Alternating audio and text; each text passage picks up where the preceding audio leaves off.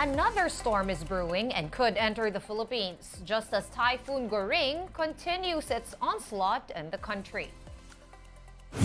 Despite an out-of-court settlement, two lawyers believe that the former policeman who hurt and threatened a cyclist with a gun is not off the hook just yet. And Gilas Pilipinas started off on the wrong foot in the FIBA World Cup. But for Coach Chot Reyes, it's actually 1 foot in the door, with the national team's Olympic campaign still alive.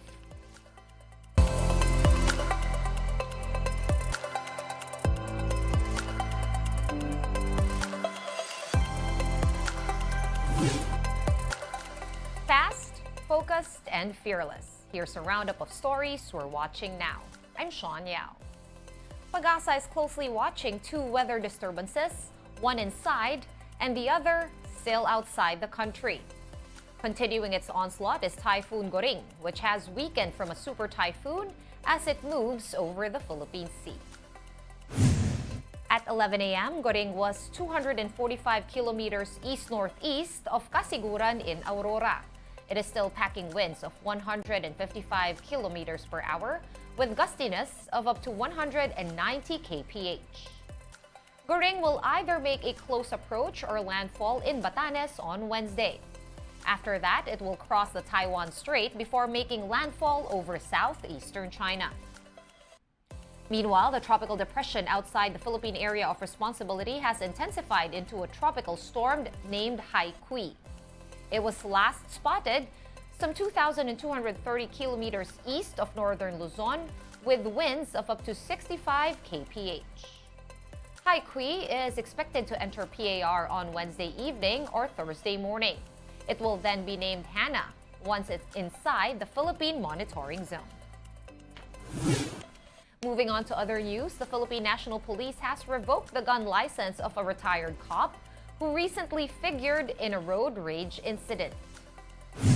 Former police officer Willie Gonzalez is now prohibited from owning or carrying any firearm following his action towards a bicyclist in Quezon City on August 8. He could also face administrative charges. Recall that Gonzalez surrendered to authorities after a lawyer and avid cyclist, attorney Raymond Fortun, shared a video of the incident. The footage shows Gonzalez in a red sedan cutting through a cyclist's path. Gonzalez then hit the cyclist on the head and brandished his firearm. But Gonzalez said he and the cyclist have already signed an agreement to settle the case. He had also turned the tables on vloggers who uploaded and shared the road rage video. Pakiusap ko lang po sana kasi masyado na po tayo sa social media ngayon. Sana yung mga vloggers, sana maging responsable sila. Hindi nila alam ang punot dulo. Marami kaagad magko-comment. Nakita nagkasaan. Hindi naman nila nakita yung tunay na pangyayari. Yun lang po masasabi ko. Sana maging responsable po tayo na vloggers. And settled out of court or not, attorney Raymond Fortun is still bent on filing complaints against the gun-toting Willie Gonzalez. Attorney Fortun recognizes that he cannot file criminal raps against the former cop since the cyclist in the viral video has decided not to pursue any charges. However, Fortun noted that out of pure civic duty, he will file a complaint with the Land Transportation Office for the suspension or revocation of Gonzalez's driver's license. Attorney Fortun will also be filing a complaint for conduct unbecoming of a public official if Gonzalez is still connected with government. The lawyer will be sending a copy of the road rage video to the Senate and the House of Representatives for possible inquiries in order to make sure that the incident does not happen again. Another lawyer has since weighed in on that road rage incident. On Frontline sa Umaga, attorney Buco de la Cruz said the former cop Willie Gonzalez could face two charges. These are grave threat and slander by deed. In an August 8 video, Gonzalez was seen striking a cyclist and drawing a gun on him. Yung panunutok ng baril, no? Ang intensyon niya kasi ay manakot, ito ay grave threat. Kasi hindi naman niya pinutok eh. Yung pagbatok niya sa siklista ang layunin nun ay parang ipahiya lang naman Hindi naman talaga saktan, ano? So yun ay slander by deed. At ito po ay may parusang pagkakulong, 6 na buwan hanggang 6 na taon. De la Cruz also explained that criminal cases could still be filed against Gonzalez, even if the cyclist has decided not to come forward to do so. Tandaan natin na sa mga criminal cases sa Pilipinas, yung complainant talaga dito, gobyerno.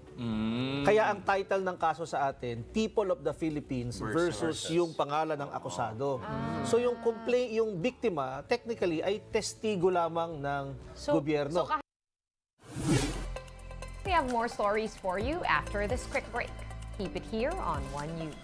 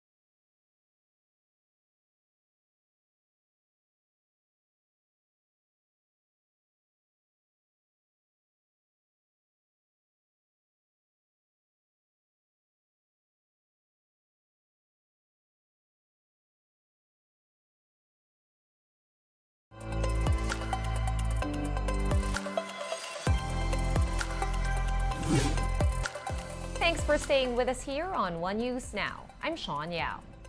President Bongbong Marcos honored the country's lesser-known warriors in today's commemoration of National Heroes Day. The president led a program over at the Libingan ng mga bayani in Taguig to pay homage to war veterans and the rest of the countless heroes of the nation. The chief executive also underscored heroism in everyday acts. Unnamed and unheralded heroes too deserve their due recognition in their own ways, more often than not in less dramatic, less tragic circumstances. Their selfless deeds and sacrifices have the same ability to inspire and to create a possible ripple effect in society. All of us can be heroes, one way or another. Heroism is not only to be found in the grand battles and struggles, it also resides in the simplest acts of kindness, of empathy, solidarity that not only move hearts, but also influence minds and actions and change lives for the better. The president also hailed as a hero the late migrant workers secretary Toots Ople. Marcos Jr., Vice President Sara Duterte, and most of the cabinet members were in the necrological service for Ople this morning in Malacanang.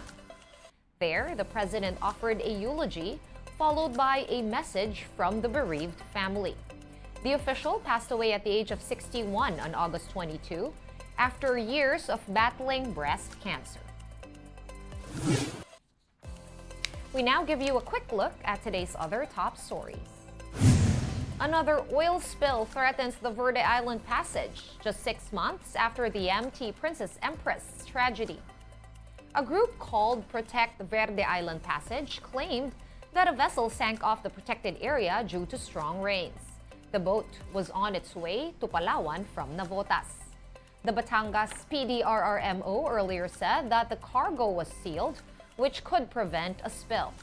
However, the group is still calling for more caution, adding that the government should act fast to prevent another oil spill.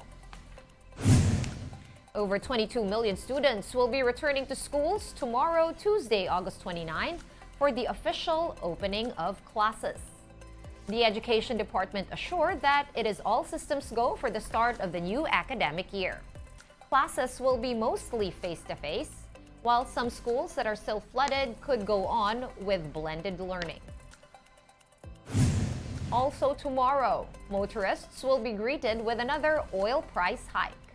Diesel prices will be going up by 70 centavos a liter, and gasoline will see an increase of 30 centavos per liter.